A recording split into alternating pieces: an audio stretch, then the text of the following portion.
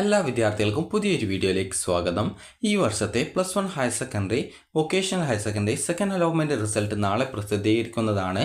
അപ്പോൾ നാളെ വൈകുന്നേരത്തോടെയായിരിക്കും വിദ്യാർത്ഥികളുടെ ഒരു സെക്കൻഡ് അലോട്ട്മെൻറ്റ് റിസൾട്ട് പ്രസിദ്ധീകരിക്കുക. അപ്പോൾ ഈ ഒരു വീഡിയോയിൽ സെക്കൻഡ് അലോട്ട്മെൻറ്റിലും അലോട്ട്മെൻറ്റ് ലഭിക്കാത്ത വിദ്യാർത്ഥികൾ എന്താണ് ചെയ്യേണ്ടത് എന്നുള്ളതാണ് ഈ ഒരു വീഡിയോയിൽ. അപ്പോൾ വിദ്യാർത്ഥികളും രക്ഷിതാക്കളും ശ്രദ്ധിക്കേണ്ട പ്രധാനപ്പെട്ട കാര്യം, സെക്കൻഡ് അലോട്ട്മെൻറ്റിൽ അലോട്ട്മെൻറ്റ് കിട്ടിയിട്ടില്ല എങ്കിൽ നിങ്ങൾ എന്താണ് ചെയ്യേണ്ടത് എന്നുള്ളതാണ്.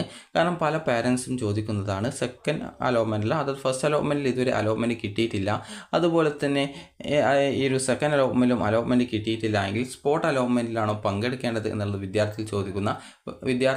രക്ഷിതാക്കൾ ചോദിക്കുന്ന ഒരു പ്രധാനപ്പെട്ട കാര്യമാണ്. അപ്പോൾ അതേക്കുറിച്ചാണ് ഈ ഒരു വീഡിയോയിൽ.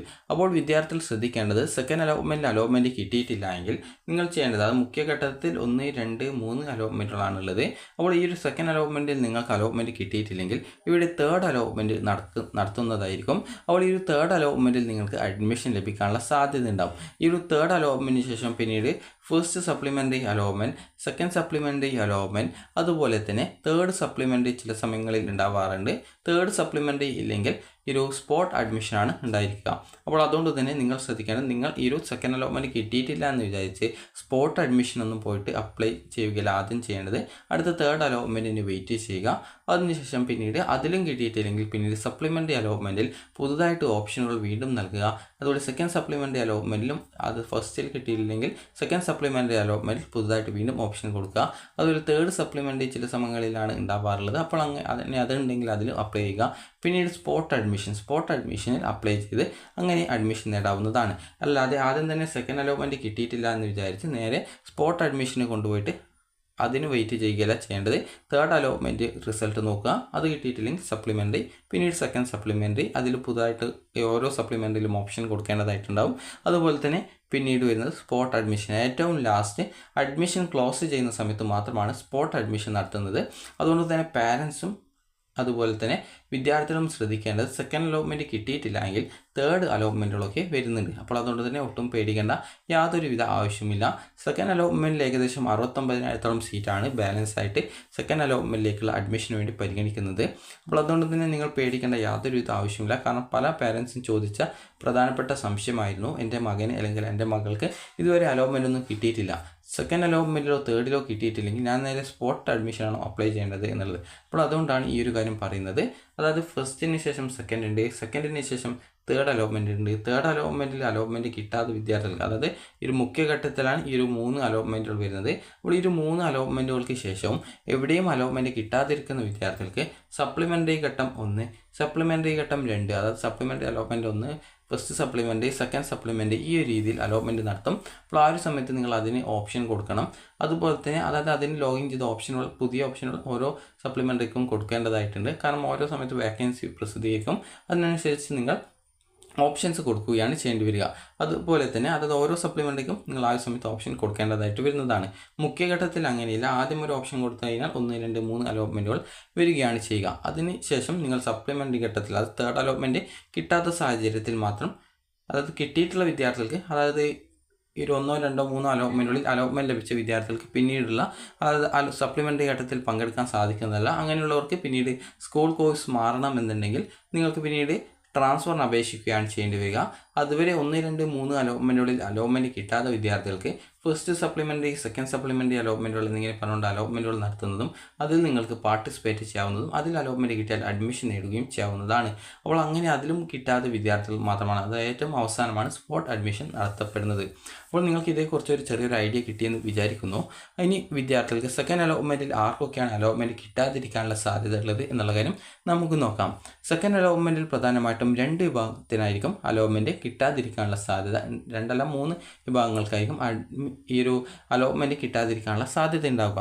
അപ്പോൾ ആദ്യത്തേത് എന്ന് പറയുന്നത്, അതായത് ഫസ്റ്റ് അലോട്ട്മെൻറ്റിന് മുമ്പേ, അതായത് ട്രയൽ അലോട്ട്മെൻറ്റിന് ശേഷം ഓപ്ഷനുകൾ സമർപ്പിച്ചു, ഫസ്റ്റ് അലോട്ട്മെൻറ്റ് കിട്ടിയിട്ടില്ല. അപ്പോൾ അങ്ങനെ ഫസ്റ്റ് അലോട്ട്മെൻറ്റ് കിട്ടാത്ത കുറേ വിദ്യാർത്ഥികൾക്ക് സെക്കൻഡ് അലോട്ട്മെൻറ്റിലും കിട്ടാതിരിക്കാം. അപ്പോൾ അങ്ങനെയുള്ള വിദ്യാർത്ഥികളാണ് ഒന്നാമത്തെ വിഭാഗം എന്ന് പറയുന്നത്. ഇനിയിപ്പോൾ രണ്ടാമത്തെ വിഭാഗം എന്ന് പറയുന്നത്, ഈ ഒരു സെക്കൻഡ് അലോട്ട്മെൻറ്റിൽ പരിഗണിക്കാതെ ഒന്നാമത്തെ ഓപ്ഷൻ ലഭിച്ച് പെർമനൻറ്റ് അഡ്മിഷൻ നേടിയ വിദ്യാർത്ഥികളാണ്. ഇങ്ങനെയുള്ള വിദ്യാർത്ഥികൾക്ക് ഈ ഒരു ഒന്നാമത്തെ ഓപ്ഷൻ്റെ മുകളിലായിട്ട് 0 വരുന്നത്. 0 എന്ന് പറഞ്ഞുകൊണ്ട് ഓപ്ഷൻ നമ്പറൊന്നും ഇല്ല. അപ്പോൾ അതുകൊണ്ട് തന്നെ വിദ്യാർത്ഥികൾക്ക് അങ്ങനെ ഓപ്ഷൻ ഇല്ലാത്തതുകൊണ്ടാണ് അവർക്ക് അലോട്ട്മെൻറ്റിലേക്ക് പരിഗണിക്കാത്തത്. അതുപോലെ തന്നെ വിദ്യാർത്ഥികൾക്ക് ഇതിന് താഴെയുള്ള, അതായത് 2ാമത്തെയോ 3ാമത്തെയോ 4ാമത്തെയോ 5ാമത്തെയോ ഏതെങ്കിലും ഓപ്ഷനാണ് അലോട്ട്മെൻറ്റ് കിട്ടിയിട്ടുള്ളത്. അപ്പോൾ അങ്ങനെയുള്ള വിദ്യാർത്ഥികൾ ടെമ്പററി ആയിട്ടോ അതല്ലെങ്കിൽ പെർമനൻ്റ് ആയിട്ടോ അഡ്മിഷൻ നേടിയിട്ടുണ്ടാകും. അപ്പോൾ അങ്ങനെയുള്ള വിദ്യാർത്ഥികൾക്ക് ചില സമയങ്ങളിൽ സെക്കൻഡ് അലോട്ട്മെൻറ്റ് കിട്ടില്ല. അപ്പോൾ അങ്ങനെയുള്ള വിദ്യാർത്ഥികൾക്ക് അലോട്ട്മെൻറ്റ് ചെക്ക് ചെയ്യുന്ന സമയത്ത് sorry you have no change എന്നാണ് കാണാൻ പറ്റുക. അതായത് നിങ്ങൾക്ക് പുതുതായിട്ട് നിങ്ങളുടെ അലോട്ട്മെൻറ്റിൽ യാതൊരുവിധ ചേഞ്ചും വന്നിട്ടില്ല എന്നാണ് അതിനർത്ഥമാക്കുന്നത്. അപ്പോൾ അങ്ങനെ ഒരു ഫസ്റ്റ് അലോട്ട്മെൻറ്റിൽ കിട്ടിയ വിദ്യാർത്ഥികൾക്ക് ചിലപ്പോൾ സെക്കൻഡ് അലോട്ട്മെൻറ്റിൽ കിട്ടണമെന്നില്ല. ചില വിദ്യാർത്ഥികൾക്ക് സെക്കൻഡ് അലോട്ട്മെൻറ്റ് കിട്ടും, എന്നാൽ എല്ലാ വിദ്യാർത്ഥികൾക്കും സെക്കൻഡ് അലോട്ട്മെൻറ്റിൽ മറ്റൊരു ഓപ്ഷനിലേക്ക് കിട്ടണം എന്നില്ല. സെയിം സ്കൂളിൽ തന്നെ ആയിരിക്കും നിങ്ങളുടെ അലോട്ട്മെൻറ്റ് അവിടെ കാണാനായിട്ട് സാധിക്കുന്നത്. ഇനി അതുപോലെ തന്നെ നിങ്ങൾ ശ്രദ്ധിക്കേണ്ട പ്രധാനപ്പെട്ട കാര്യം, ഇങ്ങനെ സെയിം സ്കൂളിൽ നിങ്ങൾക്ക് മാറ്റം കിട്ടാതെ ഇരിക്കുന്ന സമയത്തും വല്ല കോഴ്സ് മാറിയിട്ടുണ്ടോ എന്നുള്ളത് കൃത്യമായിട്ട് നിങ്ങൾ പരിശോധിക്കേണ്ടതാണ്. കാരണം പല വിദ്യാർത്ഥികളും സ്കൂൾ മാറിപ്പോയിട്ടില്ല എന്നുള്ളത് ശ്രദ്ധിക്കും. അപ്പോൾ നിങ്ങൾ ശ്രദ്ധിക്കേണ്ട ഇത്രയുമാണ്. Congratulation, you have got new allotment അല്ലെങ്കിൽ അലോട്ട്മെൻറ്റ് എന്ന് പറഞ്ഞുകൊണ്ട് കാണുന്നുണ്ടെങ്കിൽ നിങ്ങൾക്ക് അലോട്ട്മെൻറ്റ് പുതിയൊരു ഓപ്ഷനിലേക്കോ മറ്റോ മാറ്റം കിട്ടി എന്നുള്ളത് കൃത്യമായിട്ട് മനസ്സിലാക്കുക. അല്ലാതെ സ്കൂളിൻ്റെ പേര് മാത്രം നോക്കിയിട്ട് അലോട്ട്മെൻറ്റ് കിട്ടിയിട്ടില്ലേ ഇല്ലേ എന്നുള്ളത് നിങ്ങൾ നോക്കരുത്. കാരണം പല വിദ്യാർത്ഥികളും ചിലപ്പോൾ സ്കൂളിൽ മറ്റൊരു കോഴ്സൊക്കെ ചേഞ്ച് ആയിട്ടൊക്കെ വന്നേക്കാം. അപ്പോൾ അത് നിങ്ങൾ കൃത്യമായിട്ട് പരിശോധിക്കേണ്ടതാണ്. ഇനി വിദ്യാർത്ഥികൾക്ക് ഈ ഒരു അലോട്ട്മെൻറ്റ് ലഭിക്കാത്ത വിഭാഗം എന്ന് പറയുന്നത്, നിലവിൽ നിങ്ങൾക്ക് 5ാമത്തെ ഓപ്ഷൻ കിട്ടി. അപ്പോൾ ആ ഒരു ഓപ്ഷനിൽ തന്നെ പെർമനൻറ്റ് അഡ്മിഷൻ നിങ്ങൾ നേടി ഹയർ ഓപ്ഷൻസ് നിങ്ങൾ റിമൂവ് ചെയ്തിട്ടുണ്ട്.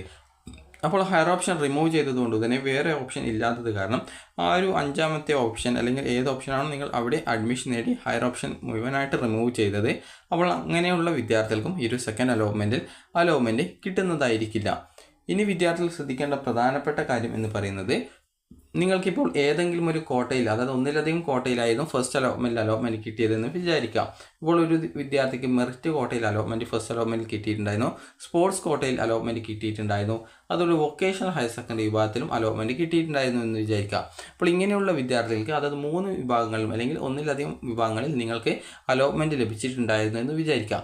ഫസ്റ്റ് അലോട്ട്മെൻറ്റ് അങ്ങനെ അലോട്ട്മെൻറ്റ് ലഭിച്ച സമയത്ത് നിങ്ങൾ ഏത് വിഭാഗത്തിലാണോ നിങ്ങൾ അലോട്ട്മെൻറ്റ് കിട്ടി നിങ്ങൾ അഡ്മിഷൻ നേടാതിരുന്നത്, ആ ഒരു അലോട്ട്മെൻറ്റ് വിഭാഗത്തിൽ നിന്നും നിങ്ങൾ പുറത്താക്കപ്പെടുകയും പിന്നീട് അതിൽ സെക്കൻഡ് അലോട്ട്മെൻറ്റിലേക്കോ തേർഡ് അലോട്ട്മെൻറ്റിലേക്കോ നിങ്ങളെ പരിഗണിക്കുന്നില്ല. ഇപ്പോൾ ഉദാഹരണത്തിന് എനിക്ക് SWSലും കിട്ടി, സ്പോർട്സ് വിഭാഗത്തിലും അലോട്ട്മെൻറ്റ് കിട്ടിയെന്ന് വിചാരിക്കാം.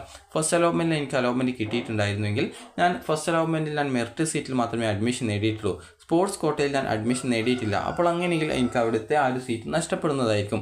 അതുകൊണ്ട് തന്നെ പിന്നീട് സെക്കൻഡ് അലോട്ട്മെൻറ്റ് സ്പോർട്സ് കോട്ടയിൽ എന്നെ പരിഗണിക്കുന്നതല്ല. അതായത് നിങ്ങൾക്ക് ഏത് കോട്ടയിലാണ് ഫസ്റ്റ് അലോട്ട്മെൻറ്റ് കിട്ടിയിട്ടുണ്ടായിരുന്നത്, അപ്പോൾ ആ ഒരു കോട്ടയിൽ കിട്ടിയിട്ട് നിങ്ങൾ അഡ്മിഷൻ നേടിയിട്ടില്ലെങ്കിൽ ആ ഒരു കോട്ടയിൽ പിന്നീട് സെക്കൻഡ് അലോട്ട്മെൻറ്റിലോ തേർഡ് അലോട്ട്മെൻറ്റിലോ നിങ്ങളെ പരിഗണിക്കപ്പെടുന്നത് ആയിരിക്കില്ല. അതിൻ്റെ ആ ഒരു അലോട്ട്മെൻറ്റ് പ്രോസസ്സിൽ നിന്ന് നിങ്ങളെ പുറത്താക്കപ്പെടുന്നത് ആയിരിക്കും. ഇത്രയുമാണ് അലോട്ട്മെൻറ്റ് ലഭിക്കാത്ത വിദ്യാർത്ഥികൾ എന്ന് പറയുന്നത്. അപ്പോൾ ലഭിച്ചിട്ടില്ലെങ്കിൽ നിങ്ങൾക്ക് അടുത്ത അലോട്ട്മെൻറ്റിനായിട്ട് കാത്തിരിക്കാവുന്നതാണ്. അതുപോലെ തന്നെ വിദ്യാർത്ഥികൾക്ക് നേരത്തെ പറഞ്ഞു, അതായത് ഇപ്പോൾ 5ാമത്തെ ഓപ്ഷനിൽ അലോട്ട്മെൻറ്റ് കിട്ടി, നിങ്ങൾ ടെമ്പററി ആയിട്ട് അഡ്മിഷൻ നേടിയിട്ടുണ്ടായിരുന്നു. അപ്പോൾ അങ്ങനെയുള്ള വിദ്യാർത്ഥികൾക്ക് സെക്കൻഡ് അലോട്ട്മെൻറ്റിൽ എവിടെയും അലോട്ട്മെൻറ്റ് കിട്ടിയിട്ടില്ല എങ്കിൽ വിദ്യാർത്ഥികൾ ചെയ്യേണ്ട പ്രധാനപ്പെട്ട കാര്യം ഇതാണ്. അതായത് നിങ്ങൾ ജസ്റ്റ് ഒന്ന് വെയിറ്റ് ചെയ്ത് അടുത്ത അലോട്ട്മെൻറ്റിനായിട്ട് കാത്തിരിക്കുക. അതായത് ഈ ഒരു സെക്കൻഡ് അലോട്ട്മെൻറ്റിൽ ടെമ്പററി ഓപ്ഷൻ ഉള്ളത് കൊണ്ട് തന്നെ നിങ്ങൾക്ക് ജസ്റ്റ് ഈ ഒരു അലോട്ട്മെൻറ്റ് കിട്ടിയിട്ടില്ലെങ്കിൽ ജസ്റ്റ് നിങ്ങൾ വെയിറ്റ് ചെയ്ത് അടുത്ത തേർഡ് അലോട്ട്മെൻറ്റിനായിട്ട് കാത്തിരിക്കുക.